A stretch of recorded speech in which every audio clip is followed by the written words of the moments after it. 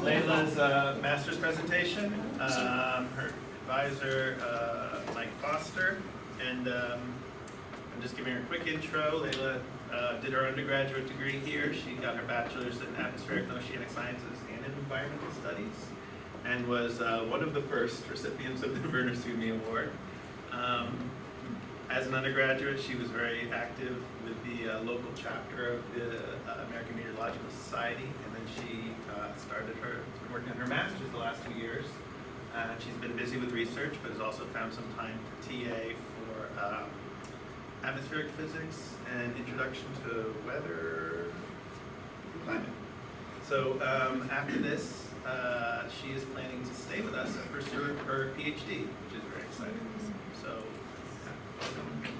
okay, go on. All right, thanks, Mike. Hi, everyone. As you said, my name is Leila, and I'm going to be giving you my master's presentation, which I've titled Lake Effect Cloud Evolution Over the Great Lakes from a Satellite Perspective.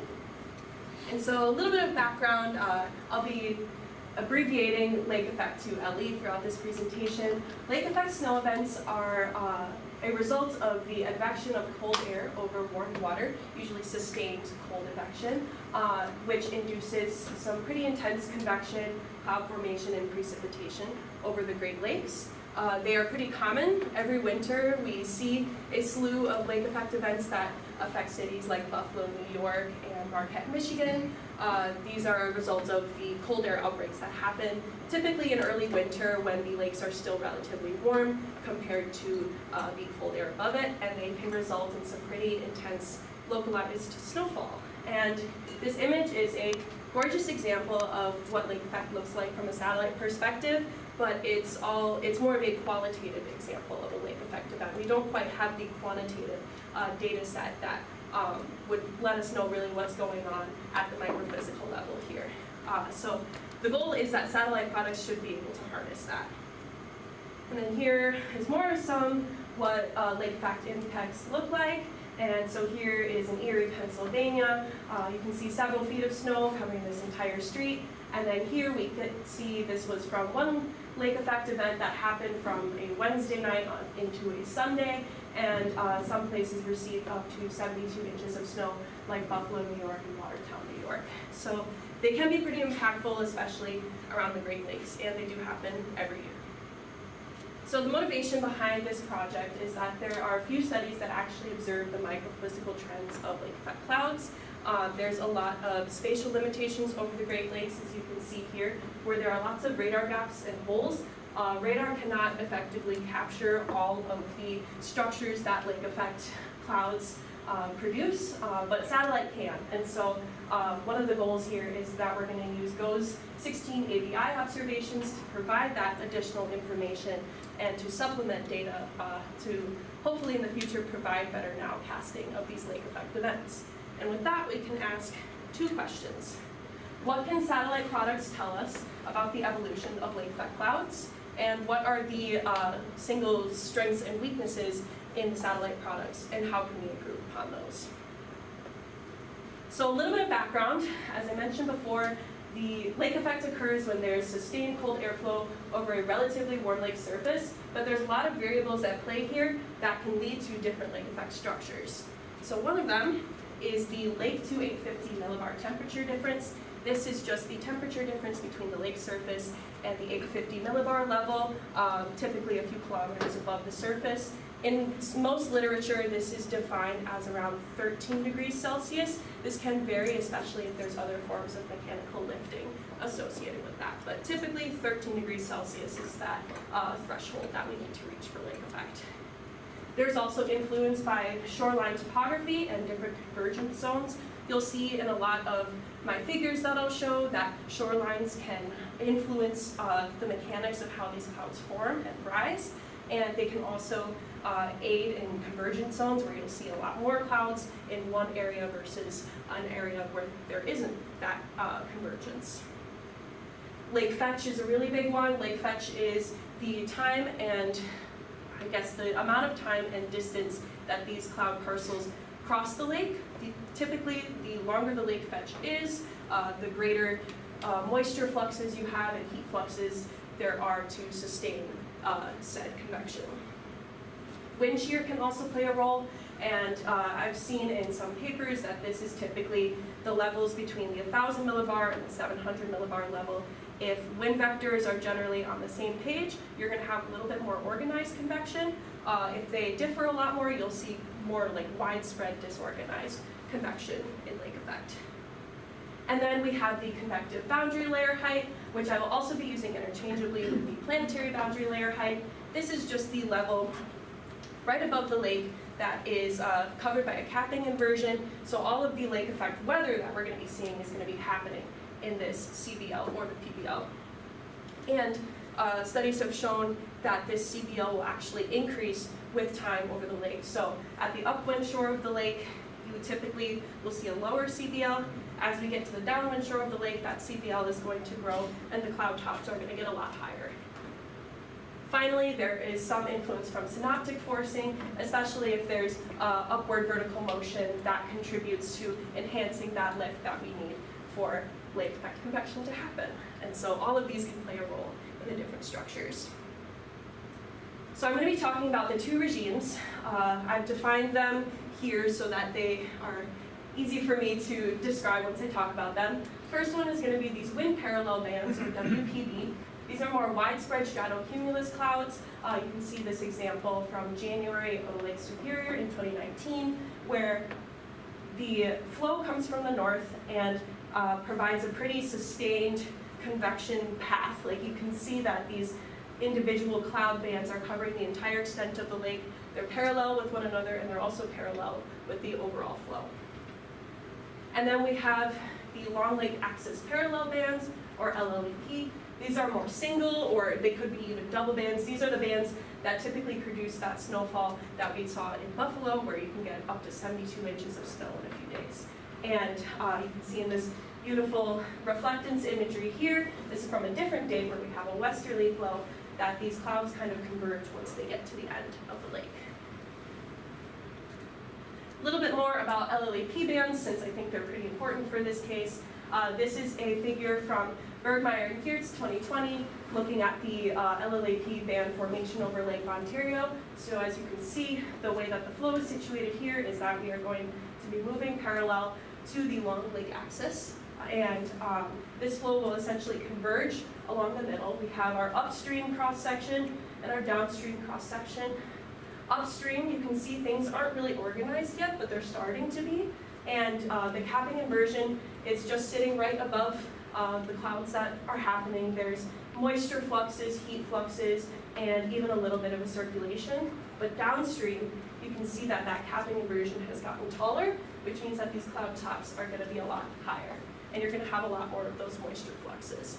But the question is, can satellite products resolve something like this? This is something that hasn't really been done before.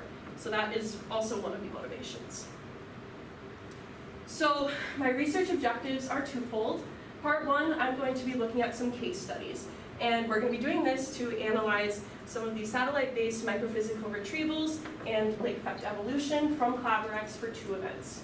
We have one on December 25th, 2017, with a majority westerly flow, and one from January 20th, 2019, with a dominant northerly flow. And I will get to part two later. So here's what these case studies look like.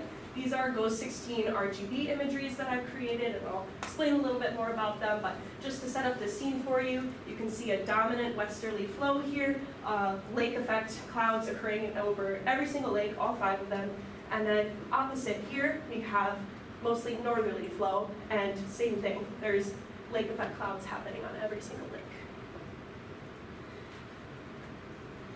For the reanalysis data, we wanted to kind of set up the environment of these case studies. I used the Climate Forecast System Reanalysis, or CFSR, to look at some of the different variables at play, such as pressure, PBL height, the U wind and the V wind, and as well as the air temperature. This is an example of what the PBL height looks like and how that can differ on a lake effect event. Now into the RGBs, the recipe that I used here is the day cloud phase distinction RGB recipe. And what this does is this can highlight some of the different microphysical properties, and it's a useful way of identifying different cloud types. The ones I'm going to be more focused on are the glaciating clouds, which you can kind of see here. They pop up along the central band over Lake Michigan. And again, there is no real quantitative aspect of these RGBs, they're more qualitative. These are more of an evaluation tool so we can really see what's going on when we compare them to other products. Finally, the main product that I've been using for this project is CLAVR-x, which is the clouds from the AVHRR Extended System. It was originally developed for AVHRR polar orbiters, but it's currently the developing platform for NOAA operational cloud products. It supports both polar and geostationary imagery now, also globally, and I'll be using them from GO16. It's also adaptable for different channels and or different modes, which I'll be using. And this is an example of the cloud typing product that CLAVR-x has, and I'll get more into that a little bit later, but that's what that looks like throughout the day for case study number 1. Here are some of the products I'm using. First, we have cloud top height. We'll be looking at that in meters. This is a product derived from ACHA, which is the AVI cloud height algorithm, and it has a 2-kilometer grid resolution.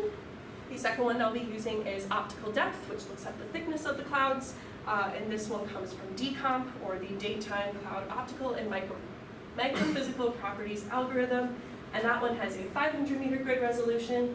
And then finally, we have the effective radius in micrometers. This one also comes from DCOMP and also has that 500-meter grid resolution.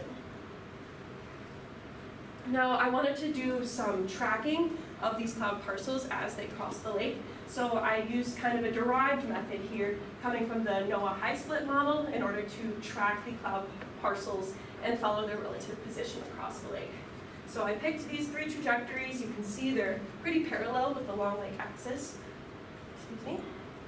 And you can see this little black box here that follows this effective radius plot. You can see it's following trajectory number 1 here. And what I'll be doing is tracking the values that appear within this box as we go along to look at that evolution over time. All right, welcome to case study 1.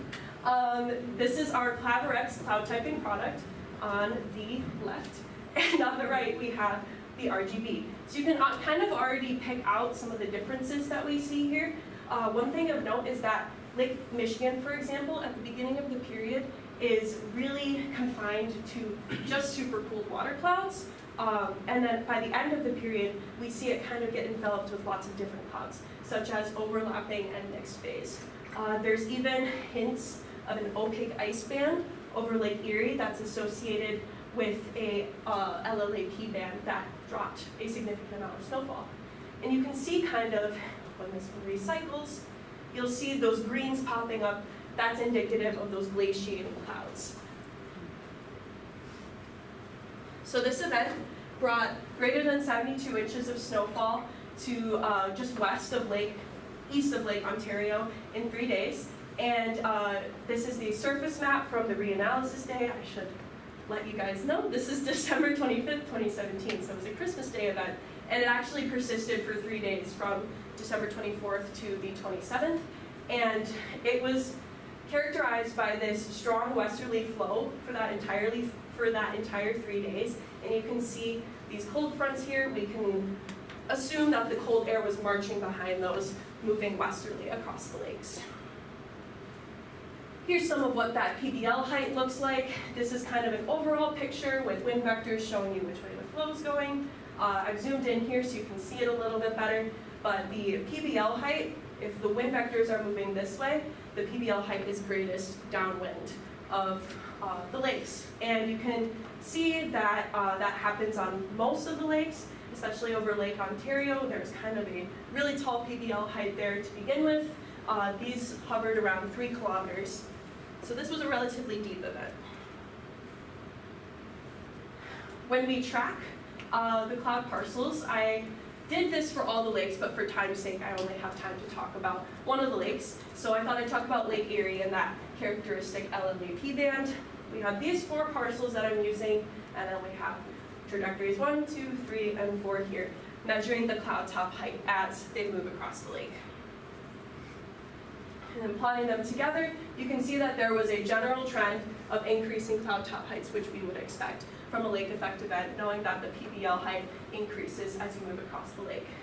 This year, these couple higher cloud points were actually a result of these cirrus clouds up here, so they do have some interference when it comes to using these satellite products, is that the satellite products can only see the top cloud, so if there's any cirrus shields, that's going to play a role in the retrievals. Next, we look at the optical depth, or the thickness, and keep your eye on trajectory number 3, because this is the one that follows the LLAP band the most. You can kind of see it tracking here. This one obviously has the thickest optical depth over time. Those clouds are going to be really well organized and sustained, and they reached optical depth values of greater than 80, whereas the other ones didn't have that so much. But the overall trend is that optical depth increases over time. And then finally, I looked at the effective radius from mode 1, from decomp, and this one was a little bit more messy, not quite as clear of a pattern, but generally we can see that the effective radius decreases over time. Especially with the LLAP band, there was that really strong decrease in effective radius in the same spot where we saw the high optical depth and the high cloud top height. And then this will be important later, that trajectory 4 follows the clearing here. Wherever those high pink values are, those typically occur in places where the satellite isn't observing cloud, but rather observing like an area of clear. So wherever you see those high effective radius, that's going to come up later. Those typically occur on the clear upwind shores, or even, I'd say right here, the upwind shore before the event even kicks off. So overall, if we look at the lakes as a whole, we can generally say that cloud top height will increase as you move across the lake. Optical depth will increase as you move across the lake.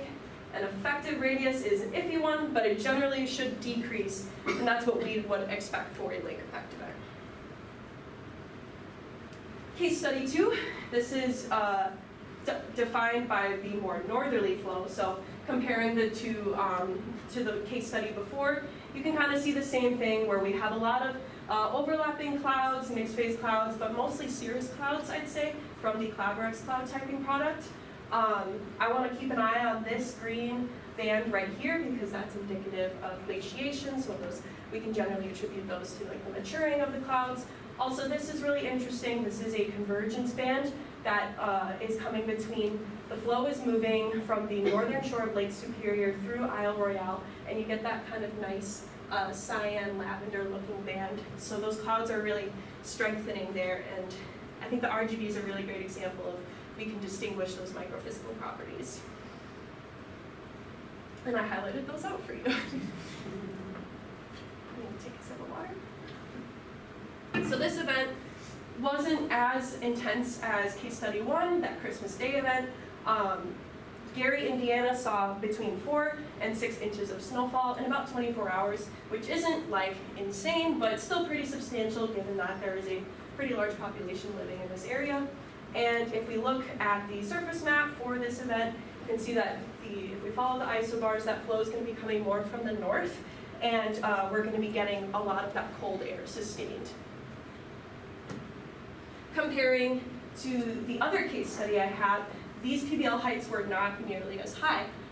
Overall, the other case had a 3-kilometer PBL height. This one is a 1.6-kilometer PBL height. So that will play a role when we look at the differences between the events and comparing them. But as you can see, it still remains the same, that down at the downwind shores, that's where our PBL height is going to be the greatest. So performing the same analysis we did before, we have 6 trajectories this time, and I tracked them across Lake Superior. This is our cloud top height product, and you'll see something interesting, is that we didn't see an increase in the cloud top heights, we saw a decrease. And if you watch these, as they cycle through, you can see that the higher cloud top height readings are at the upwind shore, whereas the lower ones are at the downwind shore. And we knew that this physically doesn't really make sense. It's not consistent with the PBL height. It's not consistent with the RGB. So this was an unexpected result of this study. This is more like what we wanted to see, where we see an increase in the optical depth which makes sense given that these clouds have had enough time to mature and grow by the time they reach the downwind shores of the lakes. And then again, look at the effective radius. This one is kind of all over the place. The effective radius values that we measured in those trajectory boxes kind of stayed within the same range and didn't vary a whole lot. Trajectory number 3 it actually crosses Isle Royale where we saw that convergence band, and it sees a great increase in those effective radius values. And we were like, how could there be such high effective radius values in this area? You can also see they kind of dominate the upwind shore where there isn't many clouds, where that clearing is, as I mentioned before. So this was also an unexpected result. So putting it all together, for this case, cloud top height and effective radius were a lot more inconsistent, even though optical depth showed the results that we generally wanted to see. However, the key takeaway is that all of these CLAVR-x products are picking up on the commonalities and the different lake effect typology. So my thought is, okay, how can we use these different products and combine them together to maybe create some way where we can classify lake effect evolution? So I wanted to do this by means of cluster analysis. I took these 3 variables we have and extracted them from CLAVR-x over the Great Lakes. I grouped them into 0.5 by 0.5 degree grid boxes for the daytime hours of both of these events. And then the data within these boxes are binned into histograms, normalized, and then I used k-means clustering to group each of the histograms into 3 clusters to group these, essentially group these statistically similar cloud types. And then the clusters are assigned labels based on those average retrieval values. So if we look, I plotted for each 0.5 by 0.5 degree grid box represents the most common cluster that occurs. So cluster number 1 is the purple. These are the most shallow, the most thin clouds, and they also have the highest effective radius values. These are the most prevalent. You can see they're across both cases. This is the westerly case, December 25th, and this is the northerly case, January 20th. And you can see that, again, these purple boxes dominate both of the events. Cluster number 2 is cyan, and you can see this westerly case has a lot more of cluster number 2. This is what I'd consider these clouds have matured a little bit more. They have a higher optical depth. Their effective radius has generally gone down, and they have a greater cloud top height than those in cluster 1. And then cluster number 3 has high optical depth, low effective radius, and high cloud top height. That only appeared here, but that's exactly where we saw that LLAP band over Lake Erie. So this kind of proves that you can show the evolution based on the prevailing flow direction of these lake effect events. Because if you remember, the flow was coming through this way, moving westerly. If cluster number 2 is the second step in the evolution, then that lines up at the downwind shore where we would expect.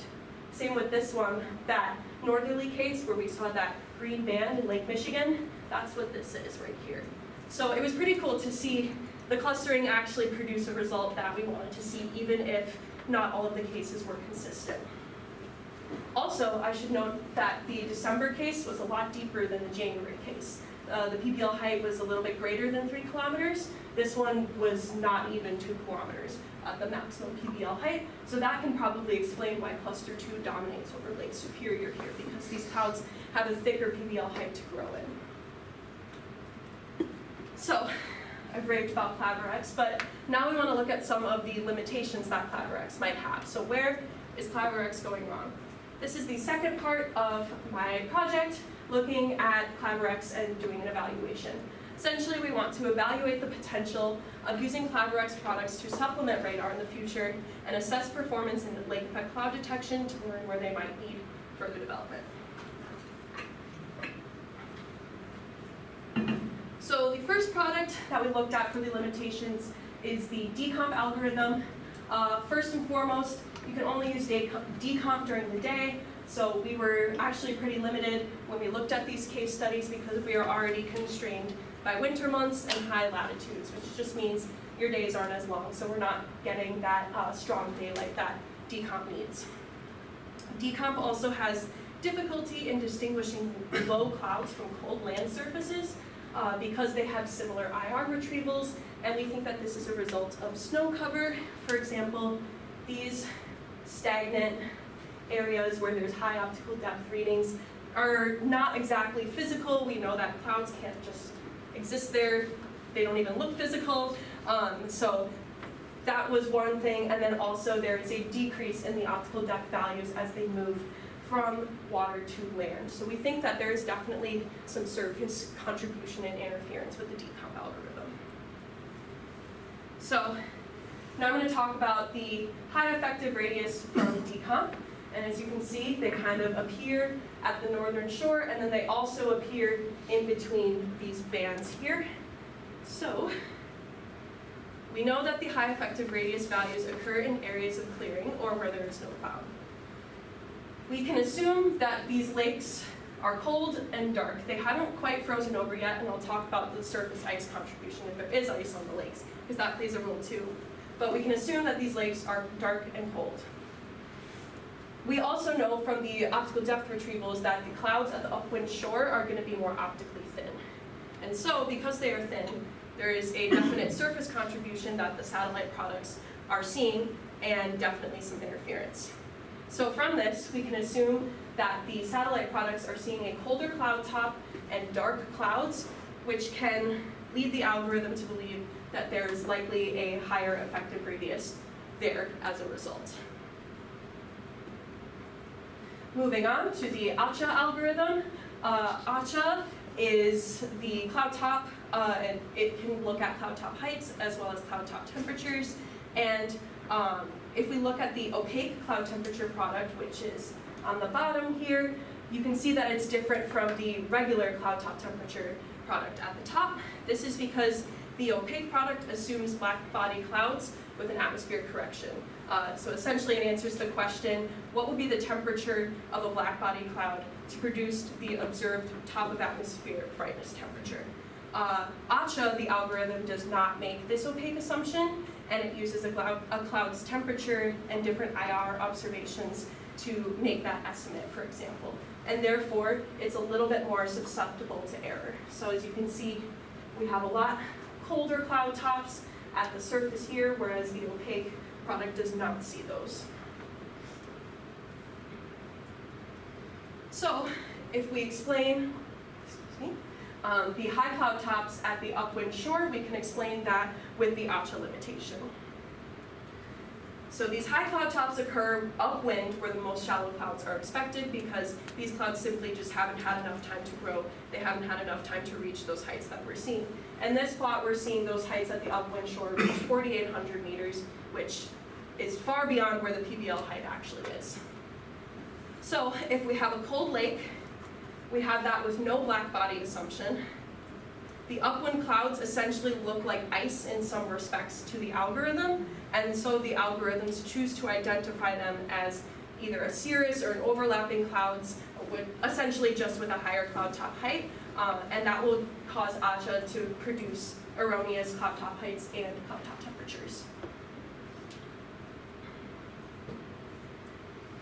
Okay, so now that I've discussed the limitations, now I want to talk about bringing in another truth data set that we can use to verify and at least find where we can improve that CLAVR-x, these CLAVR-x limitations we ran into.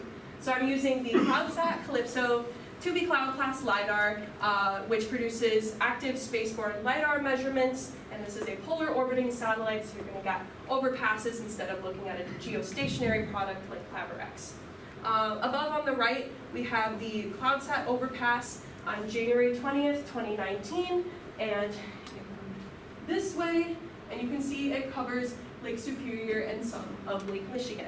And that product specifically is looking at the different phases, so either water, mixed, or ice phase clouds. So essentially what I did is I spatially and temporally co-located the CloudSat data with the CLAVR-x data for the lake effect winter months between November and February for when the data was available from late 2017 to early 2020. And when you co-locate them, we wanted to ensure that both data sets were observing the same cloud, so I just calculated the distances between the pixels and the points to make sure that they were seeing the same cloud. And this is the CLAVR-x cloud typing product for the exact same time on January 20th, and it's following this oval, represents where that overpass is. So you can see we are going to get some of those CLAVR-x retrievals when we do the matchup. So here's a comparison of those cloud top heights. So reorienting you guys, this is our overpass. If we look in the vertical, we get this vertical cross section, and this band right here is representing where Lake Superior is. Now, only look at this one, because this one is up to 2 kilometers, and then looking at the CLAVR-x cloud top height, CLAVR-x was getting height values of up to 7 kilometers, so it's pretty erroneous, and we had to do a lot of scrambling to make sure that are these actually seeing the same day, and yes they are. You can see they also, so that's what this black line represents, is the CLAVR-x cloud top heights. And you can see they're only super erroneous over Lake Superior, where we're getting that cold, dark lake, where we're getting that surface contribution. And so you can see like these CLAVR-x cloud top heights are like on the order of like 4-fold greater than what CloudSat is seeing, and CloudSat is our truth data set. So doing the comparing, we know that there is some sort of issue here, but the issue only arises over Lake Superior. And so future work would include doing this for more winter dates over the Great Lakes due to the Great Lakes' inherent cloudiness in the wintertime. I'd love to see this same example done for like over Lake Huron or Lake Michigan, but this was the only case that we could use for this instance. Then I took all of the co-located data points between CloudSat and CLAVR-x and put them on this density plot. So as you can see, here's our 1-to-1 line. We do have a pretty strong positive correlation between the two. CloudSat, to reorient you guys, CloudSat's on the x-axis, CLAVR-x is on the y. And as you can see, there's a dense cluster here where those lower cloud top heights are, and there's one generally that follows below the 1-to-1 line here. And so we have that strong positive correlation with an R-squared value of 0.7, and we have those 2 dense clusters. But we also have this that we can't really explain, but we can, because that is actually a result of the AVHRR limitation where CLAVR-x is seeing those higher cloud tops. And this is also only for the winter months over the Great Lakes, so that would make sense that we're seeing those pop up there. And if we compare it to this plot, credit goes to David Lovelace at SSCC for letting me use this. He did the exact same matchups, but he used a greater domain, a greater region with the CLAVR-x data, and he was not, I think his data goes from October to December, but he had a lot more data points in general because he was using a greater domain, and you can see that they do match up at least a little bit, so we can say that this part here is only a result of the AVHRR limitation. The reason he didn't get this here is because you're not confined to the cold Great Lakes. And so with that, the AVHRR limitation should be carefully considered when analyzing data over the Great Lakes, especially during the winter months. Future work, we want to extend that cluster analysis with the 3 clusters to a larger multi-year data set, looking more in the big picture, like how can we use that cluster analysis in the future to better forecasting. I'd also like to look more at those CloudSat cross sections against the CLAVR-x cloud top heights, because that was only a Lake Superior case, and I'd love to see it for the other lakes as well, and also for different events. And also, I'd like to look at the role of surface ice and these CLAVR-x retrievals, and basically just ask the question of, does surface ice have a significant contribution to these microphysical retrievals? So this was from January 20th, our northerly case, and you can see that there is surface ice at the upwind shore here, so that might also play a role. We just haven't had enough time to dig into that yet. Another thing with future work is to essentially improve all of those CLAVR-x limitations that I've discussed. CLAVR-x has that uncertainty in the cloud type prediction.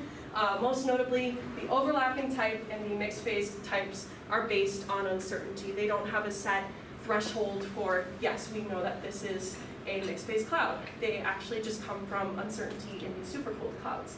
And so we want to use the co-located CLAVR-x and CloudSat data in a random forest classifier machine learning algorithm to improve mixed phase cloud prediction and overlapping cloud type prediction. And then essentially want to assess the feature importance to identify which CLAVR-x features are the most influential in the mixed phase prediction. The plot I have here on the right shows the CLAVR-x phase outputs wherever the truth data set from CloudSat is seeing mixed phase. So for every one of these points I have here, CloudSat saw mixed phase. This is what CLAVR-x saw. Over half of them were supercooled clouds followed by water clouds. And so we learned that most of the uncertainty comes from detecting these supercooled clouds with CLAVR-x followed by water clouds, and that is an area that I am open to looking into. So conclusions, this research confirms CLAVR-x's capability to provide valuable insights into lake effect cloud microphysics and dynamics in order to complement radar-based LE predictions. The CLAVR-x products I discussed, cloud top height, optical depth, and effective radius did resolve those patterns of cloud maturation with increasing fetch and time over the lakes. And also the prevailing flow direction is a critical factor because orienting them over the lakes, if you orient the flow over the lakes, you can really know where these large lake effect events are going to happen. We've also concluded that CLAVR-x has areas for improvement, especially over the Great Lakes and for these lake effect cases. We need better identification of these optically thin clouds over cold, dark water and looking more into the surface contribution from that. We'd also like to add some sort of physics or AI model-based cloud detection for those mixed phase and overlapping clouds so that we don't have any more uncertainty. Acknowledgements. I'm going to go through this quickly. In no particular order, thanks to my funding from NOAA and GOES-R, and thank you to my wonderful advisors, Dr. Mike Foster and Dr. Mark Cooley, for helping me put this together. Thank you to Tristan and Myra on my committee for all their help that they're doing. Special thanks to Coda Phillips, Marion Maitling, Andy Heidinger, David Lovelace, Timothy Wagner, and the entire Patmos X group and the cloud group that I've been working with. Thank you to Alex, my love, and thank you to my entire family, Mom, Dad, Jack, Bethany, Jennifer, and Anna, the most supportive family I could ask for. I want to thank my Poppy and Auntie, both for instilling my love of science and wonder at a young age, my whole family, each and every one of my friends from Madison and beyond, Carolyn, Megan, Katie, Bella, Isaac, and Kaylin. I want to thank Stephanie Ortland at CIRA for being there both as a colleague and as a friend for me. I want to thank the entire AOS department for showing up today. Thanks especially to Dr. Angela Rao for your kindness and grace when they needed it most. And for Jonathan Martin, it's been a pleasure TAing for you for 100. And then thanks to my emotional support animals, Jeffrey and Patrick, for being the best pets I could ask for. And there's all that. So thank you.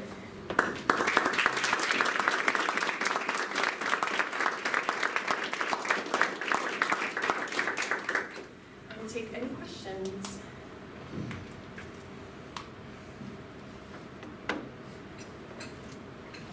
Yes. What the heck? Slide 34, please. Let me get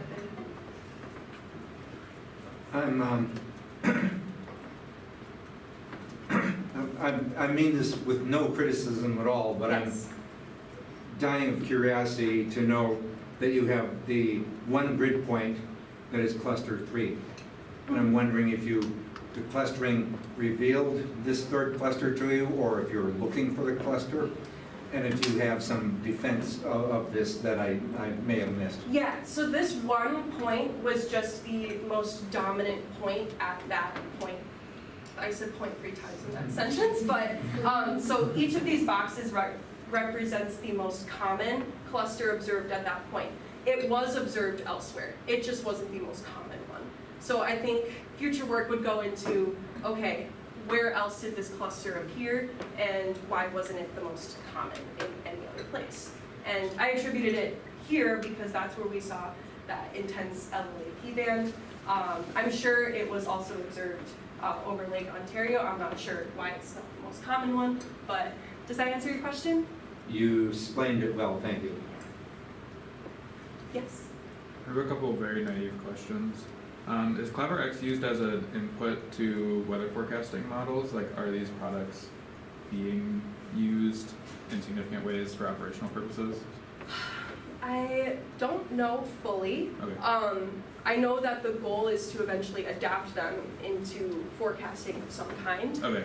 Like especially in this case, because this shows that, yeah, we can actually do some sort of base prediction when we're looking at like a westerly lake effect event. And there's really clearly big differences between when you're looking at water versus looking at land.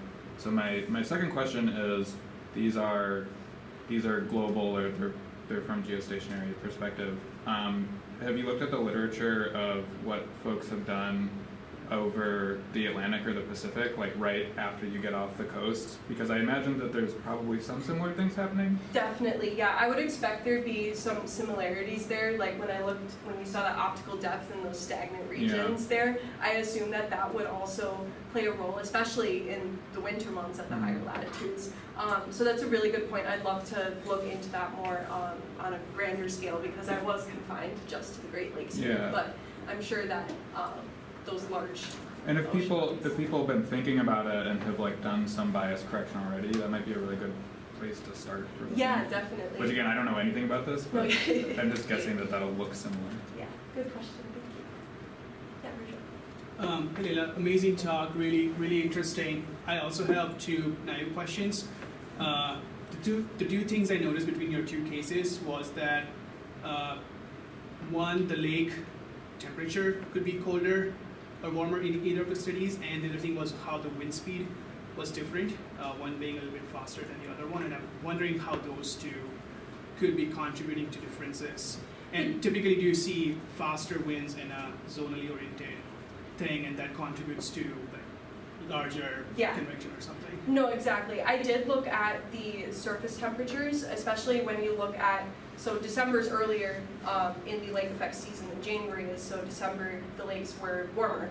And so I kind of attributed that to the December case being a lot deeper, especially than the January one, because the January case, those lakes were colder.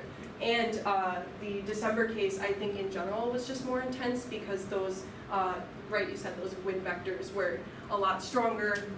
They really enhanced, like here, for example, cluster 2 is that thicker second stage, I would say, and you barely see that in this one. So the sea surface temperature of these lakes like play a role in the strengthening of that convection. I didn't look as much into the wind vectors, but I certainly found that wherever they were like converging, especially over the long lake axes, that's where you saw the greatest convection. Yeah, I have one quick follow-up question. Do you think there are enough cases to do a composite study of all the lake effects now using reanalysis or satellite? Yeah. Okay. Yeah, so I looked between 2017 and 2020, because that's where we had, with some gaps, that's where we had the co-located data. But I think with CLAVR-x, like there were definitely more cases. I just didn't have time to look at all of them, but that's something that you could definitely expand on with this project, is looking at, like I'd love to do just this analysis for like every lake effect case for however many years. Okay. Thanks. Yeah, really nice, very comprehensive, well documented.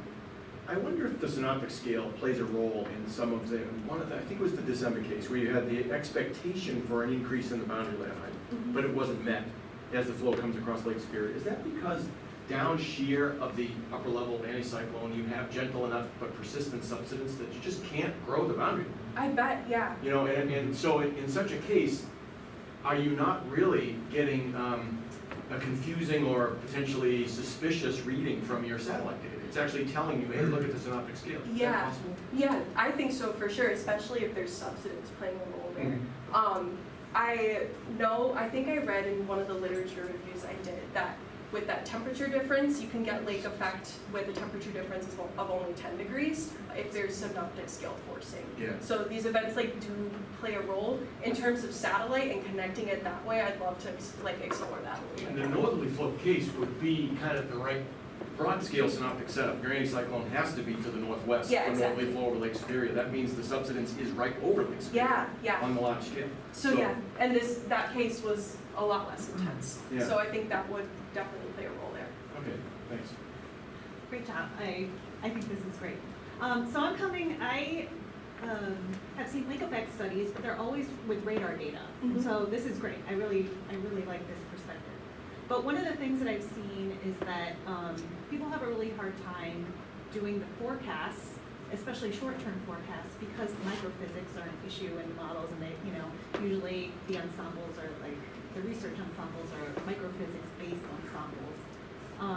And one of the things that there's a lot of uncertainty with is how far will the lake effect band go inland? Yes. So I'm wondering if what you are doing with these different clusters and looking at the satellite perspective, if I think using satellite data is a really good way to figure out how far that band is going to go inland. Yeah. So I'm wondering if that is something that you looked at, or if you've seen that any of your specific setups are more likely to have an inland extent to the band. Yes. Let me find the RGB here. So these, actually, I didn't get to talk about this, but there's oftentimes you get this lake-to-lake interaction here. And so that was one thing that I don't think I explored maybe even enough in this, was looking at the differences between the CLAVR-x products over the lake versus over the land. And I do think you're right. Yeah, that's a great point. If people live on land, no one's living over the lake, but moving across the lake, we have these bands that were connected here, and they did get snowfall in Canada here. And so I wonder, how could we expand upon this product and look more across that? Because CLAVR-x did find those differences, especially with the optical depth over land versus over water. So I imagine that if we improve on that limitation, we might be able to get somewhere with that. I had another question about a follow-up to what Andrea said. Can this capture any signature of the orographic enhancement downstream, down by the Tug Hill or some of the other areas you talked Yes. about? Does it capture unique signatures in CLAVR-x? Can you see any imprint of that? With, this one, we did, this isn't Tug Hill, Yeah. but we did see that it was picking up the opaque ice here, and this was probably the tallest cloud top heights that we saw there, and that was the strongest LLAP band that in terms of fluxes that it had. But most of the snowfall occurred downwind of Lake Ontario. My domain was cut off right before you get to Tug Hill, Yeah. so I can't answer it specifically to that. But I do think that there were signatures, especially in the RGB, wherever these bright green glaciating clouds are. That's where we found that the more intense lake effect snow was happening. Because even I think Lake Michigan didn't get as much snow from this event just because it's moving perpendicular to the Long Lake axis, but these two definitely did, and you can see those bright greens show up there. But like I said, the RGB is a qualitative data set, and so maybe looking more into, if I didn't cut off my domain right there, I probably could have looked more into the Tug Hill or graphic enhancement, because I did do that in my literature review. Yeah, the other question I have is about, I liked your use of the trajectories to link to the products. How did you choose the trajectories? Were you trying to link them to max fetch or max impact? Or Yeah. What was your choice behind some of those trajectories? Let me find one. Yeah, so for this one, there was, as you can see, there's a lot going on over the lakes. This is where that prime LLAP band is, but I also chose some that were along the shorelines to see the influence there, if the shoreline plays a role.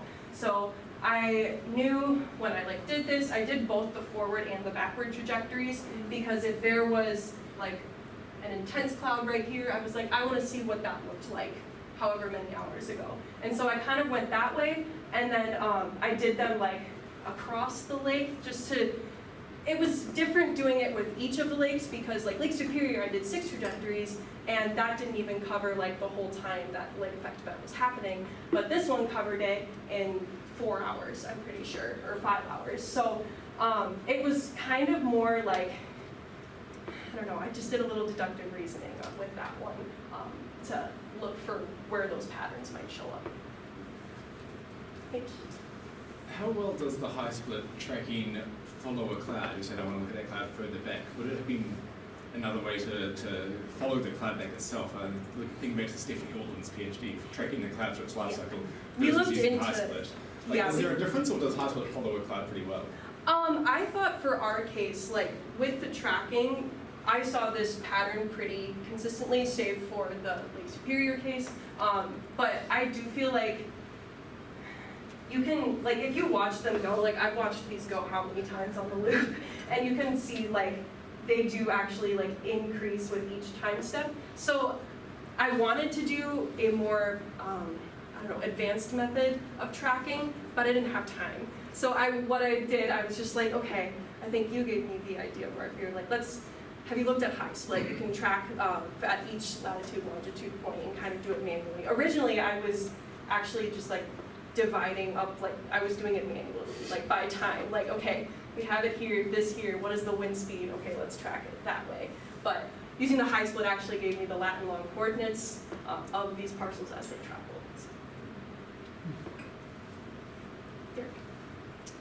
Great talk. Back to living on lakes, there is someone actually living on Mendota currently. They may not be there in the wintertime, but I'm really kind of surprised at the uncertainty in the cloud top heights that you showed between CLAVR-x and CloudSat. And I can speak to the difficulty of finding the perfect CloudSat overpass for someone who tries to find CloudSat overpasses of eyes of hurricanes. It's vexing. But I'm just wondering about other tools for estimating the cloud top heights. Radar might be possible, but maybe you're losing the particles at that elevation. Yeah. You also have issues with range and such like that. I'm just thinking closer to the radar, you might get some observations, some data. Also, visually, you can use a clinometer to do that, but you need an observer to do that. So I'm just really curious. I'm just surprised that there's so much uncertainty in that value. No, me too. That was something that Mike and I went over so many times. We were like, are we sure that this is seeing the same cloud just because they were so vastly different? I thought about bringing in another data set.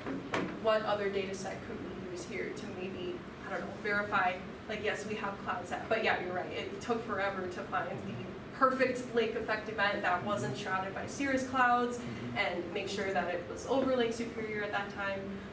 So I'd love to do more, like, just look in another data set and see what those cloud top heights might come out to. I don't know if PIREPS would have that, like pilot observations maybe, possibly by the airports. Yeah, might there's have that. not a lot of in situ lake effect data either. There is so not. So. There is not. Yeah. There was Kristovich et al. 2003 did a flyover over Lake Michigan, and that looked at the convective boundary layer height. But that's the thing, is that this is kind of like the first time we've used satellite products to really look into these specific retrievals. So Maybe it's time for another field campaign.